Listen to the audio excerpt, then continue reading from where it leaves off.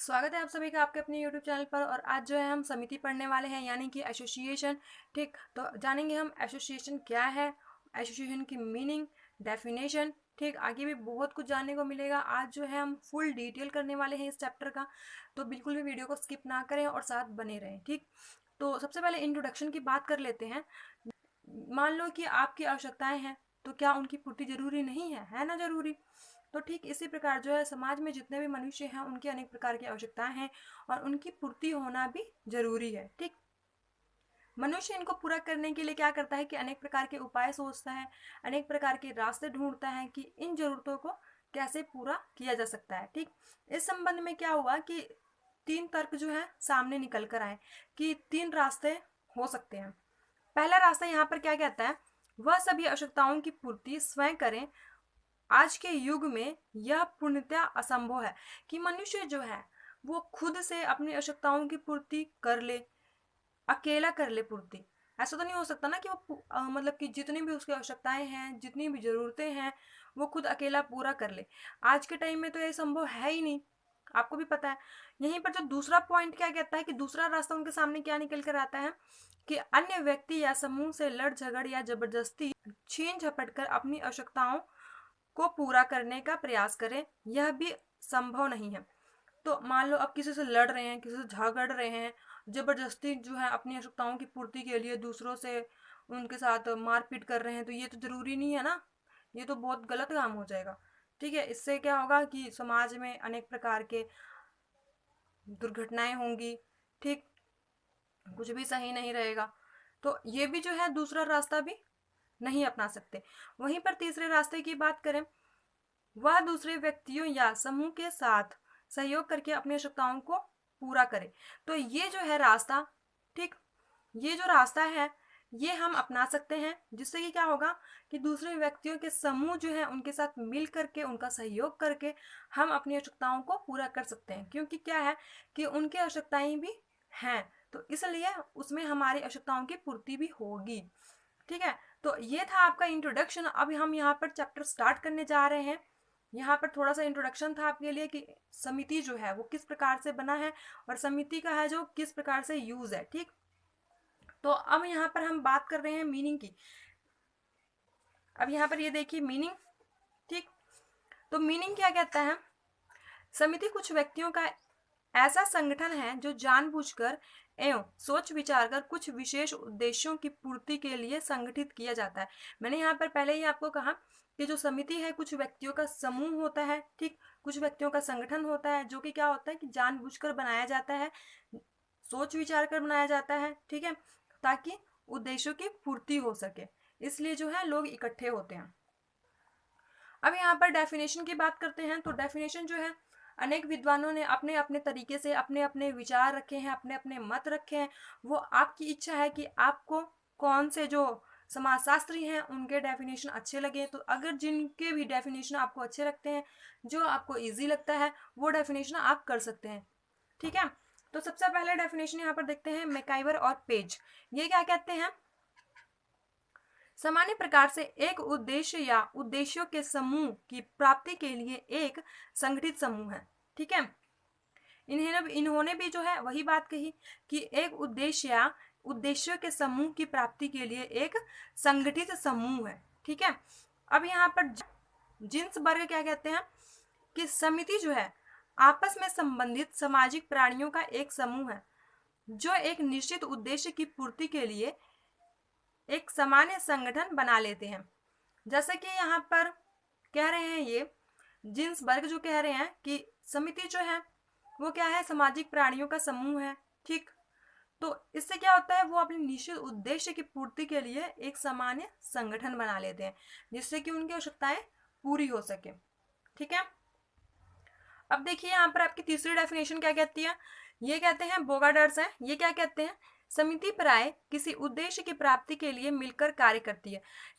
तो समिति, ये तो सही बात है कि समिति जो है वो क्या करती है कि किसी उद्देश्य की प्राप्ति के लिए मिलकर कार्य करती है, क्योंकि इसमें जो होता है व्यक्तियों का समूह होता है, व्यक्तियों का संगठन होता है जो कि सामान्य उद्देश्य की पूर्ति के लिए एक उद्देश्य बनाते हैं, निश्चित उद्देश्य बनाते हैं, विचार करते हैं उस पर और एक संगठन का निर्माण करते हैं। ठीक है, वहीं पर गिलीन तथा ग्लीन ये क्या कहते हैं कि समिति जो है व्यक्तियों का एक समूह है जो किसी विशिष्ट या कुछ उद्देश्यों की पूर्ति के लिए संगठित हो और जो कुछ मान्य अनुमोदित कार्य प्रणालियों और व्यवहारों द्वारा संगठित हो। ठीक है, तो ये थी आपकी 4 डेफिनेशन जो कि मेरे को अच्छी लगी थी, इसलिए मैंने यहाँ पर लिखा। जरूरी नहीं है कि आप इन्हीं 4 डेफिनेशन को फॉलो करें, आपको जो अच्छी लगती है आप उनके डेफिनेशन फॉलो कर सकते हैं। और ये जो है आप इसे नोट्स के रूप में भी यूज़ कर सकते हैं, क्योंकि मैंने ये नोट्स ही बनाए हैं आपके लिए। ठीक है, तो अगर आपको नोट्स की पीडीएफ चाहिए तो आप हमारे टेलीग्राम पर जुड़िए, क्योंकि लिंक जो है वो आपके यहाँ पर डिस्क्रिप्शन में मिल जाएगा इस वीडियो के। तो बिल्कुल भी विजिट करना वहाँ पर ना भूलें। और अगर आपको किसी भी चैप्टर से रिलेटेड नोट्स चाहिए तो आप हमें कमेंट करिए और बताइए, मैसेज करिए। इंस्टाग्राम पे भी आप हमसे जुड़ सकते हैं। ठीक है, तो अब यहाँ पर बात करते हैं, आपको पता है सभी की कुछ ना कुछ विशेषताएं होती हैं, तो ठीक इसी प्रकार समिति की भी जो है कुछ महत्वपूर्ण विशेषताएं या लक्षण है। ठीक है, तो विशेषताओं की बात कर लेते हैं।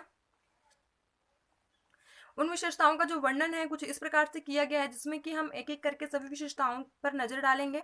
ठीक है, सबसे पहला है कि मनुष्य का समूह। हमने डेफिनेशन और मीनिंग में हमें ये क्लियर हो गया कि जो समिति है वो मनुष्यों का समूह है, क्योंकि जो समिति है उसका निर्माण कैसे होता है, जब मनुष्य की आवश्यकताएं होती हैं, ठीक है, उनकी पूर्ति के लिए क्या होता है कि मनुष्य जो है एक संगठन का निर्माण करता है, जिसके क्या होते हैं, कुछ हित होते हैं, कुछ उद्देश्य होते हैं।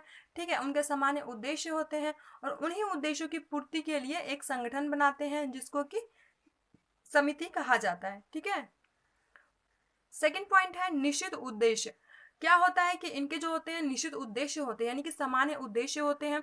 ठीक है, जिनकी पूर्ति के लिए ये आपस में जुड़ते हैं, संगठित होते हैं और उन आवश्यकताओं की पूर्ति करते हैं। ठीक है, वहीं पर थर्ड पॉइंट की बात करते हैं ऐच्छिक सदस्यता।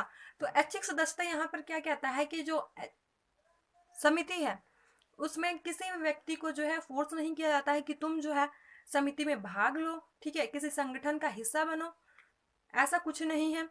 उनकी अपनी इच्छा होती है कि वो जो है अपनी आवश्यकताओं की पूर्ति करना चाहते हैं या क्या करना चाहते हैं, तो उनकी इच्छा है कि वो संगठन के साथ जुड़ेंगे या नहीं जुड़ेंगे। ठीक है, तो ये जो है उनकी अपनी इच्छा होती है, किसी तरह का जोर जबरदस्ती उनके साथ नहीं किया जाता है। वहीं पर है फोर्थ पॉइंट आपका अस्थायित्व।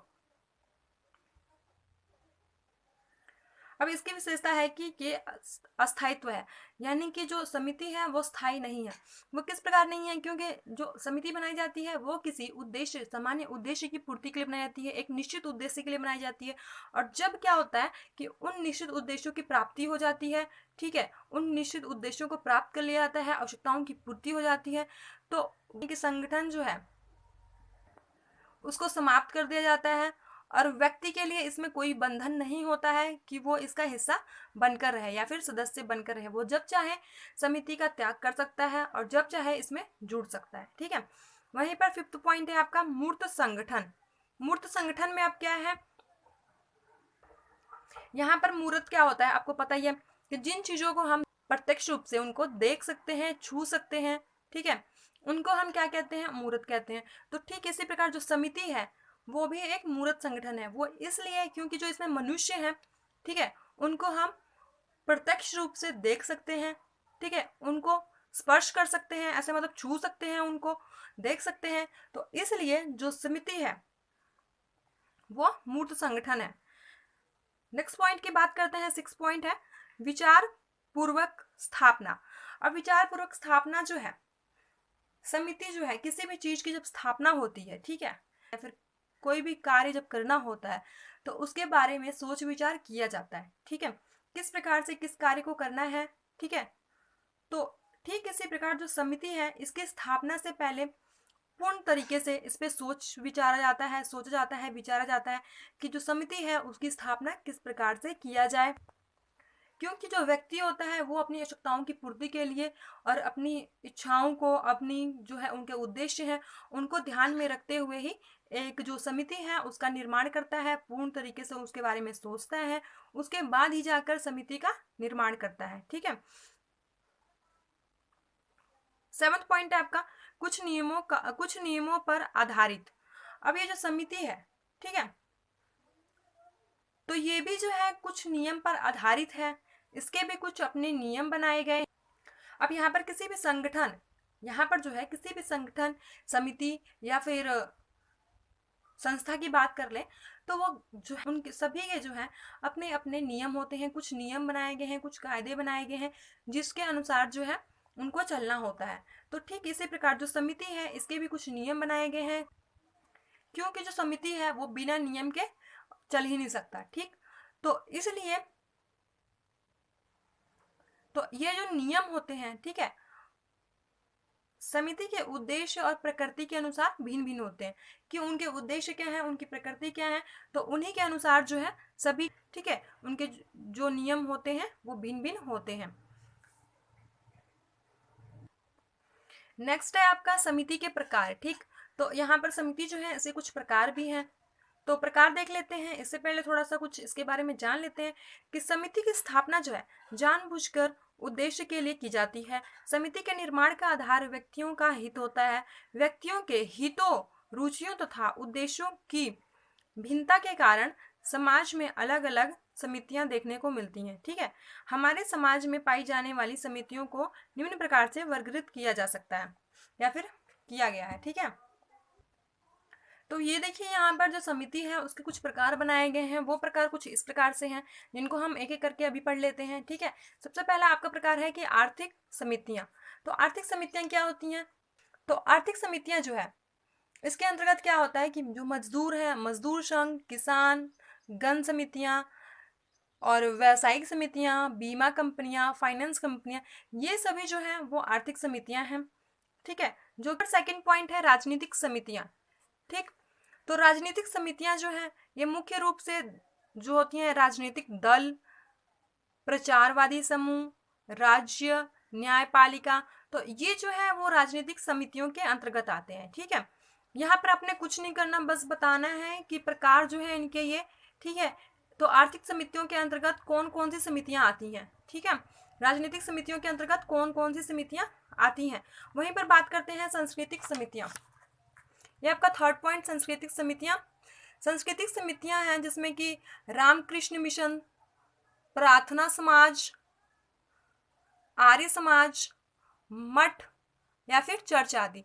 तो ये जो है सांस्कृतिक समितियां हैं, क्योंकि सभी की जो संस्कृति है वो भिन्न भिन्न है, तो उसी के अनुसार जो है सभी की अलग अलग समितियां बनाई गई हैं, वो भी सांस्कृतिक। जैसे कि जो सिख हैं उनकी अलग है, मुस्लिम है उनकी अलग है, जो क्रिश्चियन है उनकी अलग है। ठीक, तो इसी प्रकार से जो है उनकी सांस्कृतिक समितियां बनाई गई हैं।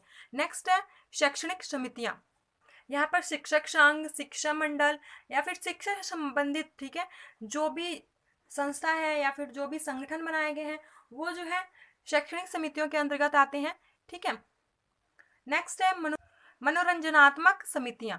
ठीक है, तो मनोरंजनात्मक समितियां जो है उसमें मनोरंजन से संबंधित, ठीक, जैसे कि खेल क्लब, योगा के लिए आप जाते होंगे या फिर जिम भी ले सकते हैं इसमें आप। तो ये सारी जो समितियां हैं मनोरंजनात्मक समितियों के अंतर्गत आते हैं, क्योंकि इसमें जो है मनोरंजन से संबंधित जो है सारी संस्था, सारी जो चीज़ें हैं बनाई गई हैं, तो वो जो है मनोरंजनात्मक समितियों के अंतर्गत आते हैं। नेक्स्ट है कि 6 पॉइंट आपका कल्याण एवं सेवा समितियां, जो कि कल्याण करती हैं समाज का। ठीक है, जो कि समाज के हेल्प के लिए बनाई गई हैं, सेवा करती हैं, जैसे कि वृद्ध आश्रम खोले गए हैं। ठीक है, और क्या क्या बनाए गए हैं, आश्रम बच्चों के लिए भी बनाए गए हैं। ठीक है, जिनको अनाथालय कहते हैं, कानून सलाहकार समितियां बनाई गई हैं। ठीक है, और अनेक प्रकार के जो है संघ बनाए गए हैं कि जिससे कि लोगों का कल्याण किया जा सके, उनकी सेवा की जा सके। तो ये थी जो आपके प्रकार थे, समितियां जो हैं उनके प्रकार। ठीक, अगर आपने हमारे चैनल को अभी तक सब्सक्राइब नहीं किया है तो चैनल को सब्सक्राइब कर दें और बेल आइकन को प्रेस करना बिल्कुल भी ना भूलें, क्योंकि इससे जो है आगे आने वाली वीडियो जो है वो आपको आसानी से मिल जाएंगी और वीडियो जो है आप टाइम से देख लेंगे, जिससे कि आपका जो सिलेबस है वो कवर हो सके। ठीक है, और एक बात और कि आप अगर वीडियो को देख रहे हैं, आपको वीडियो अच्छी लगे तो लाइक करें और शेयर करें, और हमारे टेलीग्राम और इंस्टाग्राम पे जुड़ना हमसे बिल्कुल भी ना भूलें। ठीक है, अभी के लिए बस इतना ही यहाँ पर आज एंड करते हैं।